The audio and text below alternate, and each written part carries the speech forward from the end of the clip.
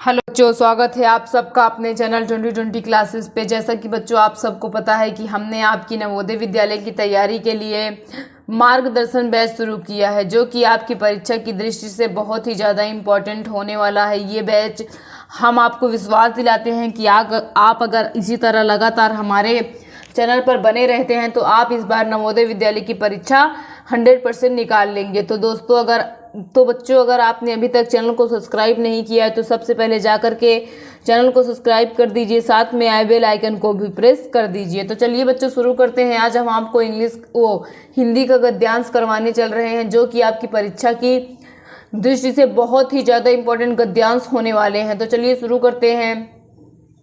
आपका फर्स्ट गद्यांश कह रहा है, चींटियां दुनिया की कुछ सबसे प्रबल कीटों में गिनी जाती हैं। उन्हें कभी न थकने वाली, सहयोगी और स्वामी भक्त मजदूर माना जाता है। भारत के कुछ भागों में यह विश्वास है कि अगर कोई चींटियों को कुछ खिलाता है तो संपन्न हो जाता है। कुछ लोग प्रातःकाल चींटियों की बस्तियों के निकट शक्कर रख देते हैं, जिसे दान का ऐसा कार्य माना जाता है जिससे उनका दिन सौभाग्यशाली बना रहे। अमेरिका के आदिवासी विश्वास करते हैं कि मनुष्यों ने चींटियों से बहुत कुछ सीखा है। उन्होंने सर्दियों में खाने के लिए गर्मियों में भोजन संग्रह कर लेना उनसे सीखा। चींटियों ने हमें सिखाया कि कैसे गर्मियों में ठंडे रहें और सर्दियों में गर्म। हमने चाहे सीखा हो या नहीं, चींटियों ने हमें शांति और सहयोग का पाठ पढ़ाया है। तो ये आपका पैसेज है। तो बच्चों मैंने जैसा कि आपको अपने हर वीडियो में मैं आपको बताती हूँ कि आप पैसेज को मैक्सिमम 2 बार पढ़ा करिए, और आपको जो भी वर्ड डिफिकल्ट लगा करे उसको आप अंडरलाइन जरूर कर लिया करिए। तो चलिए देखते हैं इससे रिलेटेड क्वेश्चन को। आपका क्वेश्चन कह रहा है बच्चों, चींटियां दुनिया की डेड डैश कीट मानी जाती हैं। चींटियां दुनिया की डेड डैश कीट मानी जाती हैं। प्रबल, लोभी, सहायक, विनोदी। तो देखिए हमसे गद्यांश की शुरुआत में ही बोला है कि चींटियां दुनिया की कुछ सबसे प्रबल कीटों में मानी जाती हैं। किस में मानी जाती हैं? गिनी जाती हैं। दुनिया के कुछ प्रबल कीटों में गिनी जाती हैं। तो आपको कौन सा ऑप्शन सही हो जाएगा यहाँ पे बच्चों?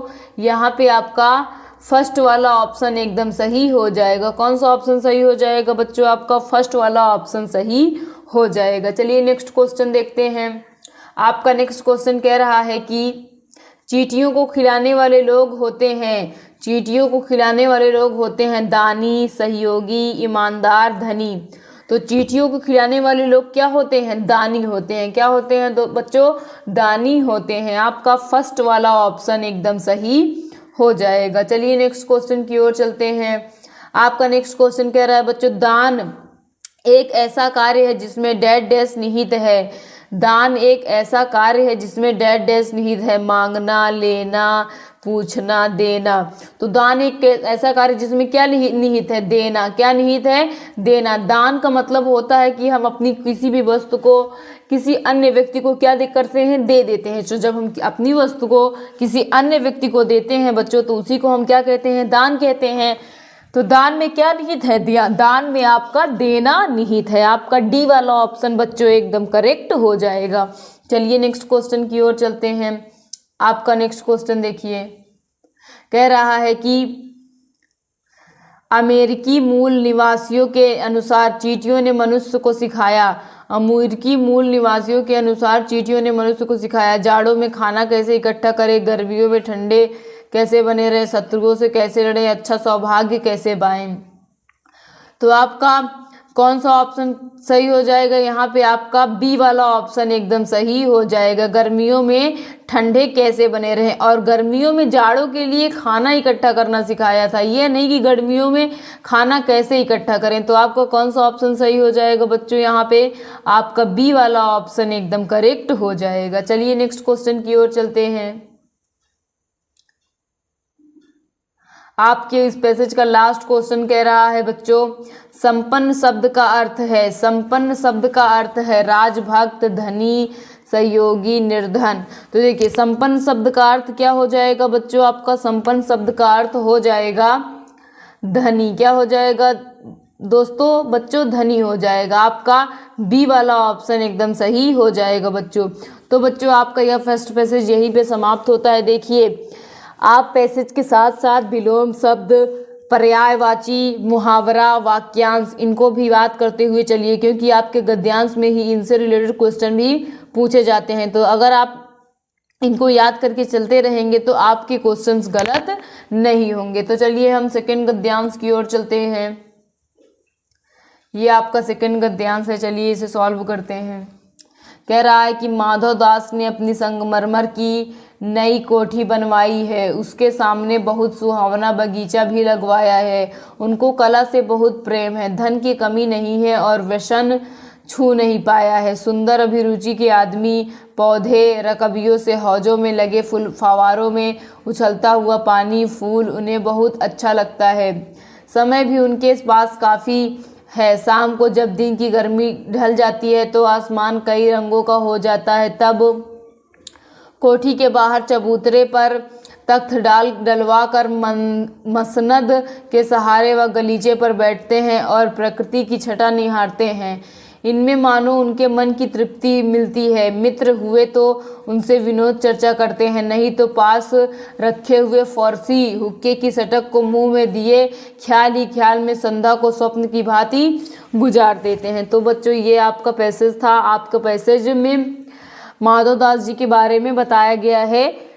तो आप पैसेज को बच्चों 2 बार बिल्कुल इसे पढ़ा करिए ताकि आप को आंसर आसानी से मिल जाए। तो चलिए इसके क्वेश्चंस को देखते हैं। आपका फर्स्ट क्वेश्चन कह रहा है बच्चों, फूल का पर्यायवाची कौन सा शब्द नहीं है? फूल का पर्यायवाची कौन सा शब्द नहीं है? सुमन, मेघ, कुसुम, पुष्प।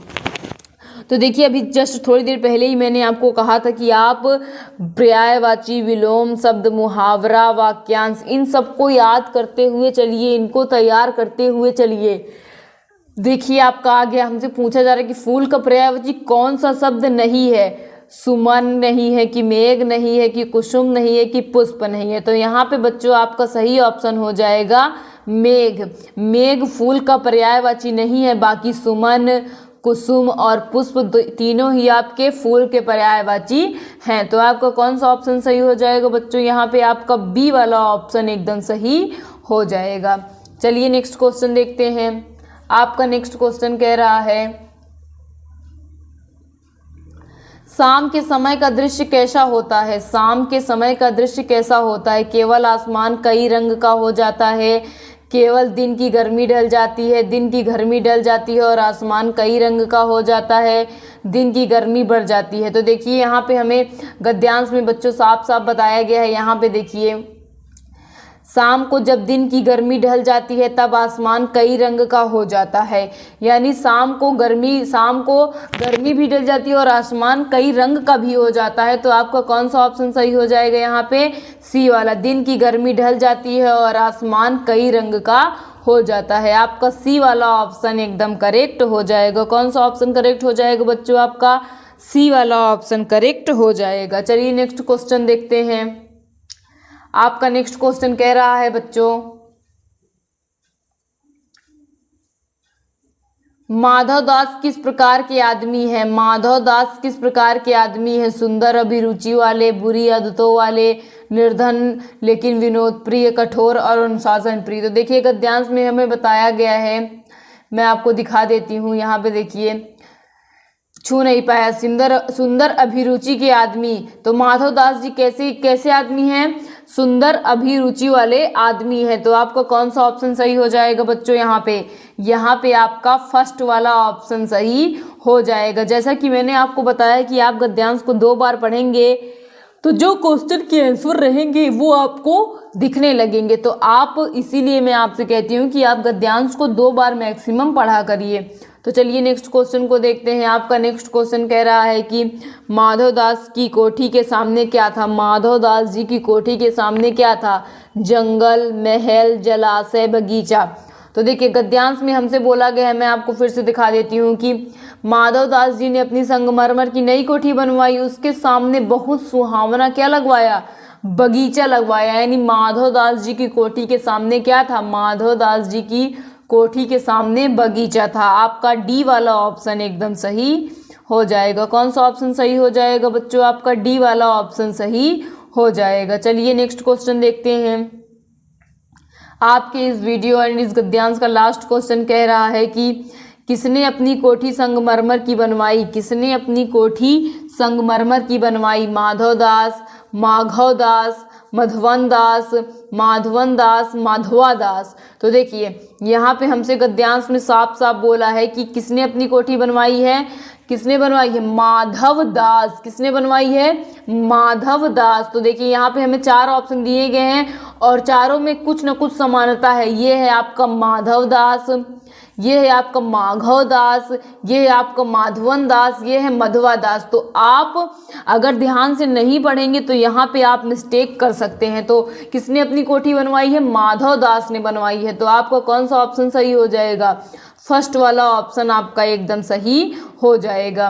तो बच्चों आज का यह वीडियो यहीं पे समाप्त होता है। मैं उम्मीद करती हूँ कि मैंने आपको जो भी पढ़ाया है वो आपको समझ में आया होगा। अगर आपको वीडियो पसंद आ रहा हो तो प्लीज़ वीडियो को लाइक एंड शेयर ज़रूर कीजिएगा अपने दोस्तों में।